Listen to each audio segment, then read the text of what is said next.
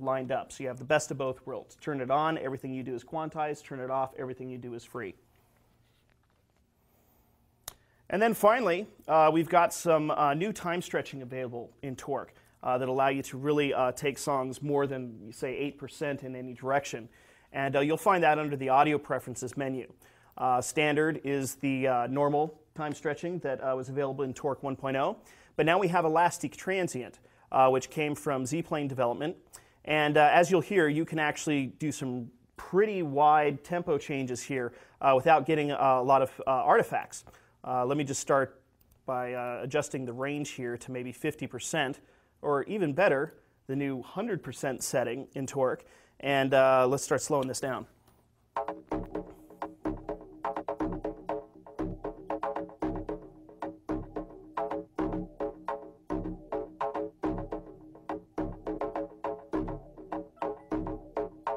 In fact, let me jump into a spot here where we've got a lot of beats going on.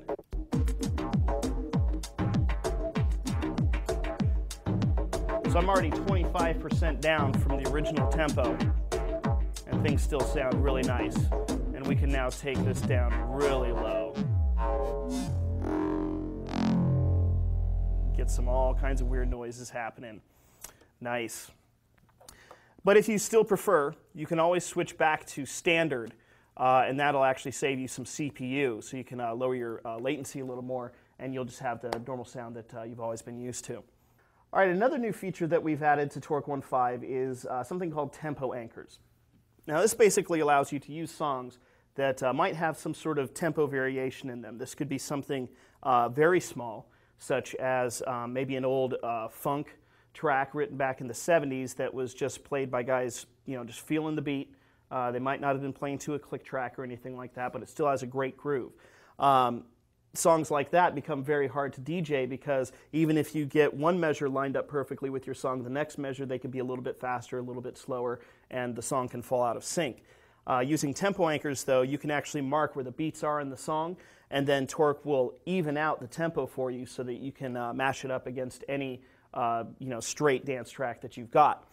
But the other use for the tempo anchors is to make Torq follow intentional tempo changes in a song.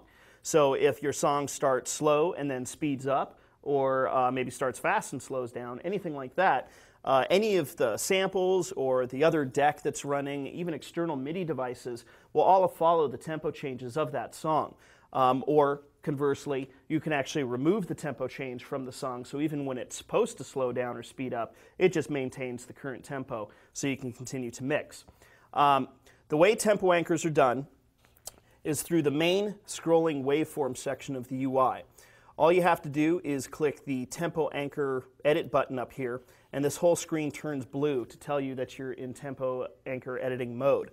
And basically, tempo anchors are just grid lines that are green.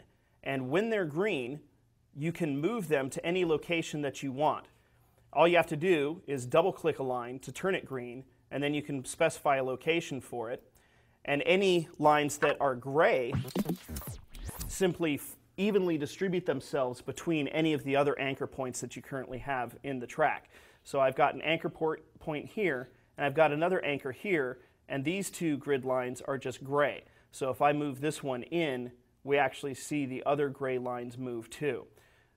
So that means that you don't have to actually turn every single grid line in a song into a tempo anchor. You only need to convert maybe a couple major downbeats every couple measures or so into the proper anchors, and all the grid lines in between will just fall into place where they should be. Okay, so I've got a song here where I've actually placed a bunch of tempo anchors in it already, because there happens to be a tempo change right in the middle of the song. It starts very slow at about 77 BPM, and by the end of the tempo change, it's all the way up at 136 BPM. So I've put a bunch of little markers here during the tempo change area. So now Torq is going to follow this. Let me show you what the song sounds like as it plays at its original tempo.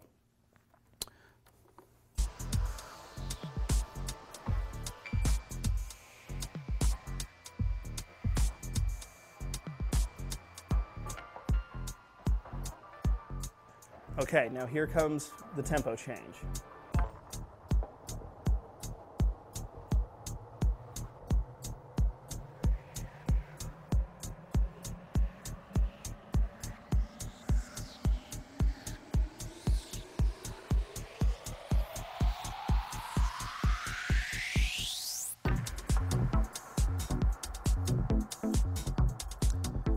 Okay, so from this point on, the song is now 136 BPM. And if you all were paying attention, you actually saw this BPM display on screen change during this tempo change. If I were to jump back, we're back down at 77. And if we go right into that tempo change again, we see it start to climb as the song goes by. Okay? Now, I can also get Torq to play this song straight, without any tempo changes at all. And the way I do this is by changing the tempo master state of the deck. Now, in Torq 1.0, the two sync arrows here on each deck were simply engaged to make that deck follow something else. If I click this arrow, the song will follow this deck. If I click this arrow, this song follows the other one. Or if I happen to have global tempo engaged, each song will just follow the global tempo. But now what you can do in Torq is if you hold the Shift key and click the arrow, it now becomes the tempo master for the entire program. The arrow is blinking, indicating that it's the master, and the global tempo indicator has also changed to match the color of the deck that is the tempo master. In this case, it's orange, just like this. And we're going to see that any tempo change that occurs here is also going to be reflected in the global tempo, which will also affect the other deck if it happens to be synced up to it. So what I'm going to do is I'm going to back us up to right before the tempo change happens with this song synced up, and then I'm just going to let them run in sync as the tempo change occurs, and you will see that Torq is able to change the tempo of the song on the right to follow the tempo of the one on the left. So here we go.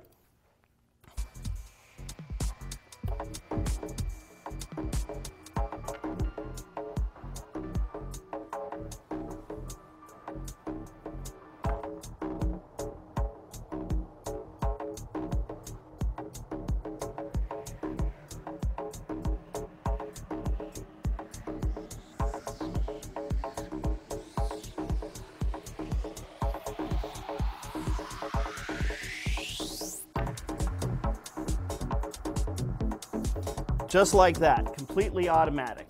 Didn't have to do anything at all, just let Torq take care of it for me. And the same thing would happen if I had any samples running. All those samples also follow the global tempo, so they're going to follow any tempo changes that occur in the song. Now, I can also simply turn this to normal sync, where I just click on it without pressing Shift, and now both decks are basically going to follow the tempo of the global tempo. So if I were to go back before the tempo change, we're going to now hear this song run way faster than it should, but it's just an example of how this whole system works. Running way too fast. But it happens to be synced up with this track. So right now, even the song on the left is going through its original tempo change, but we're not hearing it anymore. Everything just stays together at one tempo.